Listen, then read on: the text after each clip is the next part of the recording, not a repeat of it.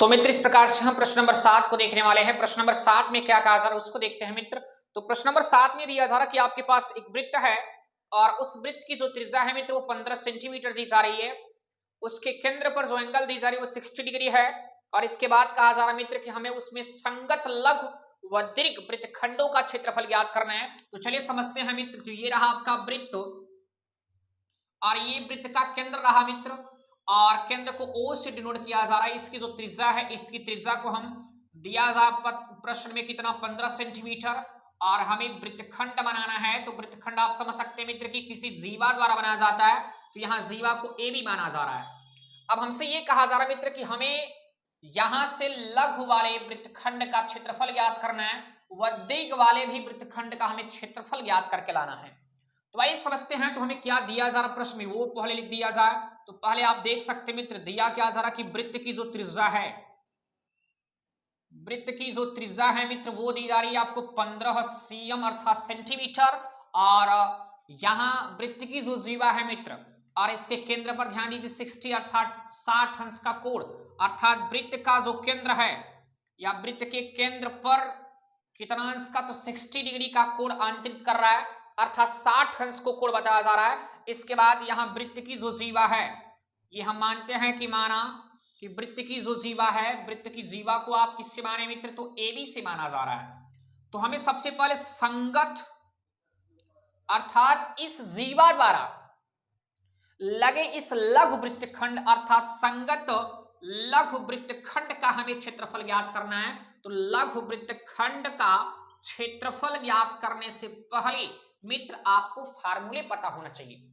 तो मैं जैसा कि इसके इंट्रोडक्शन वाले वीडियो में बता चुका हूं कि इसके त्रिज्यखंड क्या होते, वृत्तखंड क्या होते हैं। तो यहाँ फार्मूले को लिख दिया जा थीटा बटा 360 गुणे पाई आर स्क्वायर और -1/2 आर स्क्वायर साइन थीटा। ये मित्र होता है आपके लघु वृत्तखंड का क्षेत्रफल।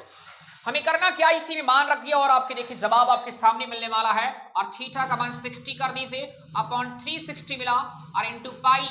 यहां पर हल करने का एक शॉर्ट तरीका अर्थात बता रहे हैं क्या आसान, आर स्क्वायर को बाहर कर लीजिए आप। यहां बचा केवल पाई का मान 3.14 पुट करिए और -1/2 साइन आर स्क्वायर को बाहर कर चुके साइन थीटा और थीटा का मान 60 रखना होगा तो 60 पुट कर दीजिए। यहाँ आर स्क्वायर इक्वल टू ये 0 से 0 कैंसिल आउट 6 6 36 1/6 मिला और मित्र दशमलव अगर हटा दिया जाए तो 3.14 था, दशमलव को हटाएंगे डबल जीरो क्योंकि डबल अंक दिए जा रहे हैं तो डबल जीरो मिलेगा और -1/2 कर लीजिए साइन 60 अंश का मान √3/2 करके होता है। या आर की वैल्यू 15 रखना चाहेंगे, 15 का होल स्क्वायर और 1/6 मिला और यहां से शायद आपको दिखाई नहीं दे रहा मित्र, यहां देखते हैं तो आर की वैल्यू 15 रख दीजिए, 15 का होल स्क्वायर मिला और ब्रैकेट के अंदर देखिए यहाँ 314 2 से यदि कटाना चाहे या हल करना चाहे तो कर सकते हैं, 2 से कटा सकते हो, 2 3 6 और 2 1 का 2 बचा मित्र यहाँ 11 हो चुका है तो 2 पंचे 10 और 2 सते 14 अर्थात 157 बटे आपको मिला कितना 3 और माइनस कर लीजिए यहाँ √3 की वैल्यू 1.73 डिवाइड बाई 2 मिला मित्र, यहाँ 4 कर दीजिए इस प्रकार से। अब यहां से इस प्रकार करने के बाद मित्र हम देखते हैं क्या इनके मान को अगर रख दिया जाए तो देख सकते हो 15 का स्क्वायर जो होगा 225 मिलता है मित्र। क्या महाराज, तो इस प्रकार से मित्र आप यहां हल करना चाहें इसके बाद तो आप देख सकते हैं कि यहां ब्रैकेट मिल चुका है कितना 157 और बटे 3 और यहां दशमलव को अगर मित्र हटा दिया जाए तो दशमलव के बाद डबल अंक है 400 हो जाएगा और यहां भी देख सकते हैं मित्र जो हमारे पास बचा था 100 और यदि 100 का गुणा 3 में करेंगे तो यहाँ 300 मिल सकता है और 300 मिलेगा और -173 बटा 400 मिल चुका है मित्र। तो 225 कर लीजिए और देखिए इनको अगर हल करा जाए तो 4 3 12 अर्थात इसके एलसीएम जो होंगे 1200 मिल सकते हैं, मिलेंगे और यहाँ गुणा कर दी 7 चौके 28 8 और हासिल आपके 2 मिले और 4 पंचे 20 और 2 22 हासिल 2 मिला मित्र और 4 1 का 4 2 628 और माइनस कर दीजिए 3 3 9 मिला। ध्यान दीजिएगा कि जीरो भी लगा हुआ है साथ में तो डबल जीरो माइनस 3 3 9 मिला मित्र और 3 7 21 और हासिल 2 और 3 1 का 3 2 5 और डबल जीरो लिखते हैं मित्र। इस प्रकार से इनको घटा दीजिए 225 और देखिए 2 जीरो को 2 जीरो से आप अगर यहाँ घटाएंगे तो 2 ही जीरो मिलेगा। और देखिए 8 को अगर 9 से घटाएंगे तो नहीं जाएगा, कहां से 18 से 9 जाएगा, 9 मिलेगा। यहाँ बचा 1 और 1 से 0 मिला मित्र। 6 को 5 से घटाएंगे 1 मिलेगा। और बटे आपकी 1200, 2 जीरो से 2 जीरो कटा दीजिए तो 225 गुणे 109 और बटे 12 मिल चुका है मित्र। इसके बाद करना क्या होगा, इन दोनों का यदि गुणा कर दिया जाए और गुणा करने पर भाग कर दिया जाए तो मित्र भाग करने पर गुणा करने पर मिल सकता है कितना, 20 दशमलव, यहां से मिलेगा 4375। इस प्रकार से आप इतना वर्ग मीटर या सेंटीमीटर अगर प्रश्न में दिया, जरा देख सकते हैं सेंटीमीटर लिखा है तो यहां मिल जाए कितना, 20.4375 वर्ग इकाई मिलेगा मित्र। या वर्ग अगर सेंटीमीटर में देना तो वर्ग सेमी लिख सकते हैं, यहां से कितना मिलेगा, वर्ग सेमी। इस प्रकार से पहले प्रश्न मित्र कहा जा रहा है कि संगत लघु वृत्तखंड का हमें क्षेत्रफल ज्ञात करना था और यहां से देख सकते हैं आप। तो आइए हम बात करने वाले इसके दूसरे वाले प्रश्न में। दूसरे वाले प्रश्न में दिया क्या जा रहा है मित्र, यहां जो संगत आपको लघु पूछा गया था, अब यहां संगत दीर्घ पूछा जा रहा है कि दीर्घ वृत्तखंड का क्षेत्रफल क्या होगा। तो भैया हमें क्षेत्रफल याद करना है मित्र।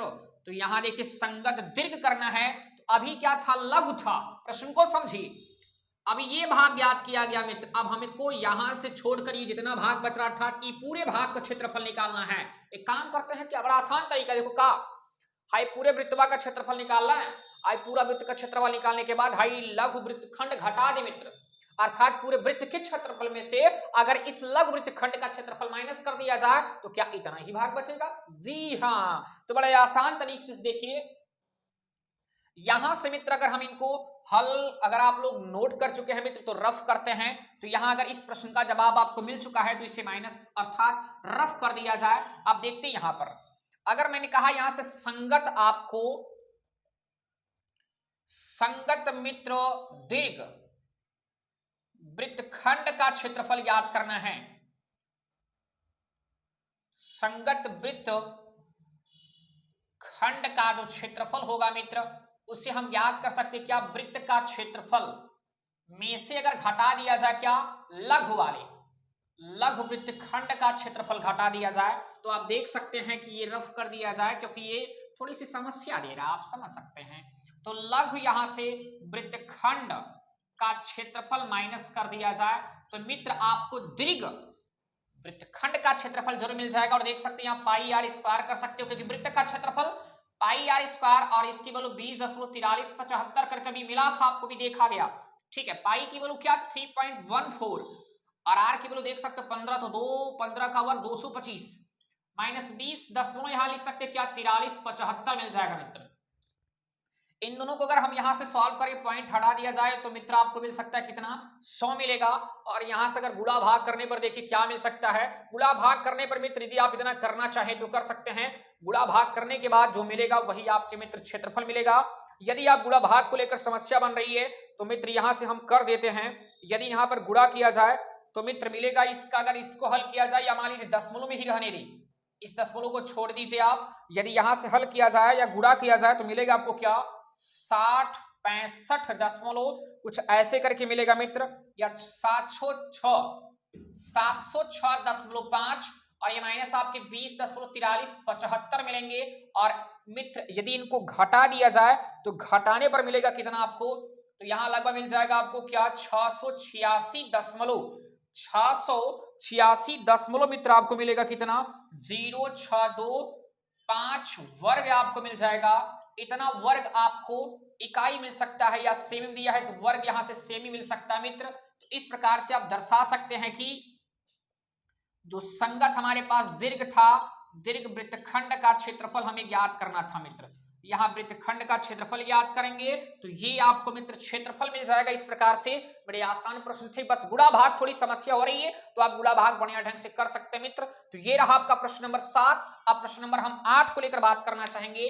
तो मित्र इस प्रश्न को आप नोट करिए, मैं रफ करने चल रहा हूं क्योंकि अब प्रश्न नंबर हम 8 की बात करने वाले हैं, क्योंकि 8वां प्रश्न क्या है उसको हम लोग कवर करने वाले आज ही। तो देखिए प्रश्न नंबर 8 में, प्रश्न नंबर 8 में क्या दिया जा रहा मित्र, तो देख सकते हैं यहां से दिया ये जा रहा कि आपके पास एक वृत्त है और उस वृत्त का जो व्यास है मित्र वो दिया जा रहा आपको 16 सेंटीमीटर। वृत्त का व्यास, त्रिज्या नहीं, व्यास अगर 16 सेंटीमीटर आसान है, त्रिज्या कितना होगा 8। जी कहा जा रहा है इसके द्वारा एक जीवा PQ है उस पर 60 अंश से उसके केंद्र पर 60 अंश का कोण अंतरित हो रहा है। तो इस प्रकार हमें दीर्घवृत्तखंड का क्षेत्रफल ज्ञात करना है मित्र। तो दीर्घवृत्तखंड का क्षेत्रफल ज्ञात करने का क्या कॉन्सेप्ट होता है, क्या तरीका होता है, वो मैं आपको बता चुका हूं। त्रिज्या 16 सेंटीमीटर नहीं 8 सेंटीमीटर, क्योंकि 16 सेंटीमीटर व्यास दी जा रही है। अर्थात मैं ये कह सकता हूं जो यहां पर वृत्त हमारे पास ये रहा वृत्त, इस वृत्त का जो हमें क्या दिया जा रहा व्यास अर्थात डी, व्यास को आप किससे लिखते हैं डी की, डी से, डी का मान 16 सेंटीमीटर है मित्र। यदि आर की बात करें तो d/2 होता है, अर्थात मिल जाएगा 16/2, और यहां से अगर इनको हटा दिया जाए और कटा दिया जाए तो 8 सेंटीमीटर। त्रिज्या का मान कितना मिला 8 सेंटीमीटर। तो इस त्रिज्या द्वारा मित्र, ये त्रिज्या रहा और ये भी आपकी त्रिज्या है, तो आप समझ सकते हैं कि इन त्रिज्या द्वारा इसके केंद्र पर अर्थात वृत्त के केंद्र पर जो कोण आंतरित कर रहा है वो है 60 अंश, और त्रिज्या का मान कितना हुआ 8 सेंटीमीटर। अब ये कहा गया कि मित्र अगर हमें दीर्घवृत्तखंड का, तो ये आपका जीवा रहा, ये लघु वृत्तखंड रहा, लेकिन हमसे लघु नहीं पूछा जा रहा, दीर्घ पूछा जा रहा है। यदि मित्र दीर्घवृत्तखंड का आपको क्षेत्रफल पूछा जा रहा है तो दीर्घवृत्तखंड के क्षेत्रफल के सूत्र से आप हल कर सकते हैं। एक बार यहां देख लिया जाए मित्र, थीटा का मान क्या दिया जा रहा है, तो थीटा का मान आपको 60 अंश ही दिया जा रहा है। इस प्रकार से आप समझ सकते हैं।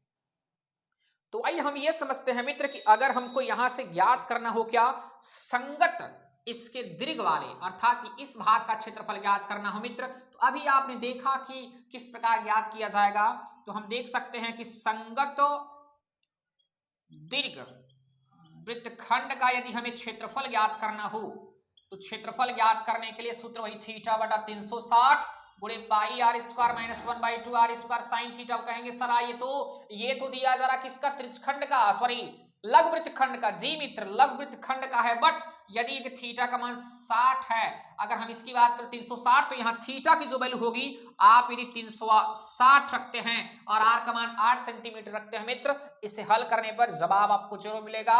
आप इस प्रश्न को करिए और कमेंट जरूर कीजिएगा, कमेंट आप कीजिए मित्र। यहाँ कमेंट करने पर कितना आपको आंसर मिलेगा जरूर बताइएगा, नहीं तो फिर हम मित्र समस्या आपके लिए होगी। अगर नहीं समझ में आ रहा, क्वेश्चन आंसर जवाब नहीं आ रहा है, तो कमेंट आप जरूर कीजिएगा, हम प्रश्न को जरूर बताएंगे।